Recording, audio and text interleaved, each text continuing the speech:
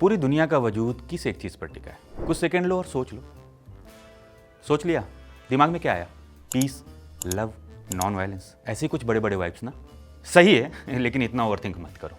असली जवाब थोड़ा माइक्रो है। मैं बता देता हूँ। असल में पूरी दुनिया का गेम एक छोटे से फूल और छोटी सी मधुमक्खी या तितली पर टिका है। ये छोटी छोटी जानें पूरी जिंदगी दो फूलों के बीच की डिस्टेंस कम करती रहती है।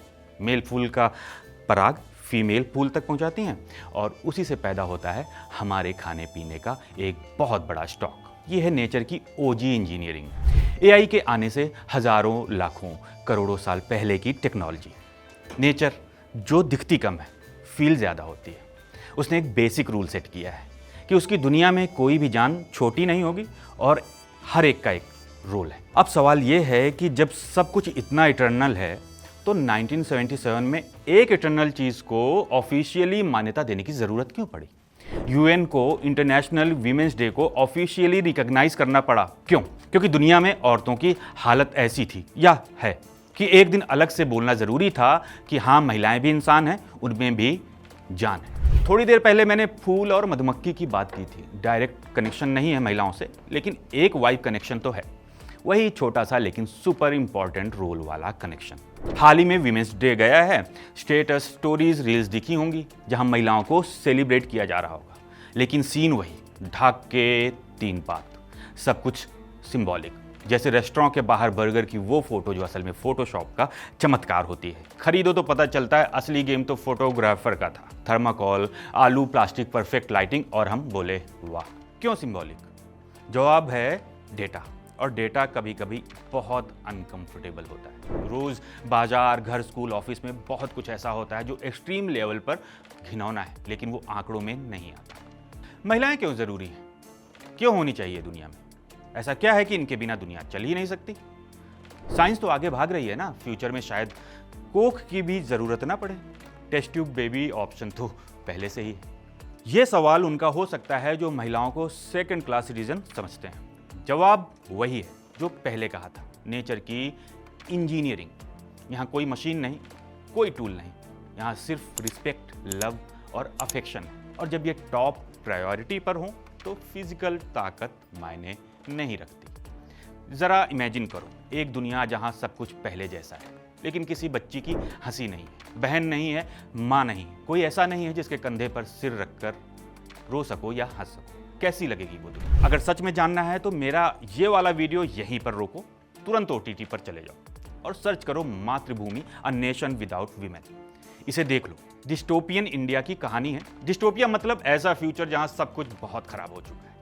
इस दुनिया में महिलाएं नहीं हैं, जैसे किसी ने उन्हें सिस्टम से डिलीट कर दिया।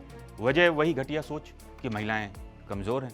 अब बची है सिर्फ टॉक्सिक मर्दानगी। भाइयों को नहीं पता बहन क्या होती है, बाप को नहीं पता बेटी क्या होती है, पति का कॉन्सेप्ट ही खत्म। जो लोग ऑपोजिट जेंडर की तरफ अट्रैक्ट होते हैं वो अजीब रास्ते खोज रहे हैं अपनी फ्रस्ट्रेशन दूर करने के। ट्विस्ट तब आता है जब अचानक एक लड़की किसी लुप्त प्राय प्रजाति की तरह मिलती है, जैसे पोस्ट एपोकैलिप्टिक मूवी में आखिरी पेड़ दिख जाए। उसका पिता उसे छुपा कर रखता है।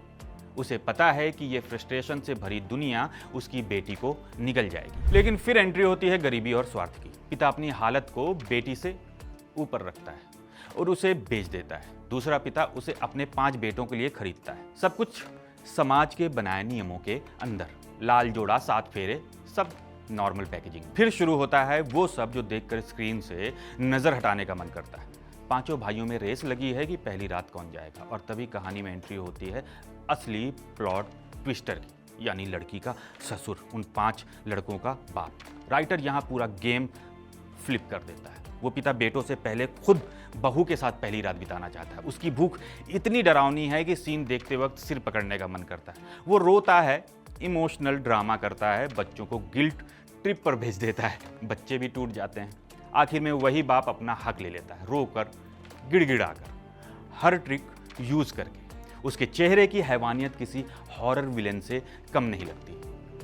कहानी सिर्फ एक घर तक सीमित नहीं रहती। गांव आता है, जाति का एंगल आता है, टकराव होता है। जो लोग सालों से शोषण झेल रहे थे वो हक मांगते हैं, लेकिन उनमें से कुछ वही सिस्टम कॉपी पेस्ट करने लगते हैं। मौका मिलते ही खुद सिस्टम बन जाते हैं। यहाँ कोई क्लियर हीरो नहीं है, कोई क्लियर विलेन भी नहीं है, सब ग्रे, बस शेड अलग अलग। अब फिर सोचो, लड़कियां नहीं होंगी तो दुनिया कैसी होगी। डायरेक्टर मनीष झा को यह आइडिया तब आया जब उन्होंने गुजरात के एक ऐसे गांव के बारे में पढ़ा जहां महिलाएं ही नहीं थी। रिसर्च इतनी डीप थी कि फिल्म एक थीसिस जैसी लगने लगती है। बटरफ्लाई इफेक्ट को फिल्म ऐसे समझाती है जैसे कोई थ्रेड खोलते खोलते पूरा सिस्टम ही एक्सपोज कर दे।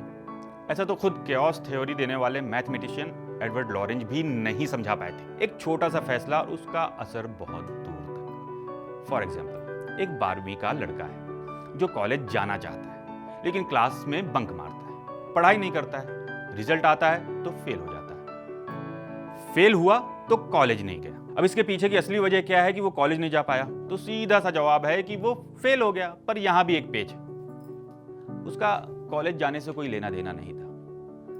असल में उसने क्लास बंक कर दिए थे शुरुआत में, वहीं से फेलियर की पूरी चेन शुरू हो गई। यानी एक छोटा सा फैसला और बहुत बड़ा नतीजा। बिल्कुल वैसे ही लड़कियों को दोयम समझने की सोच से शुरू हुआ सफर आखिर में किस लेवल की तबाही तक पहुंचता है, ये फिल्म बिना चिल्लाए दिखा देती।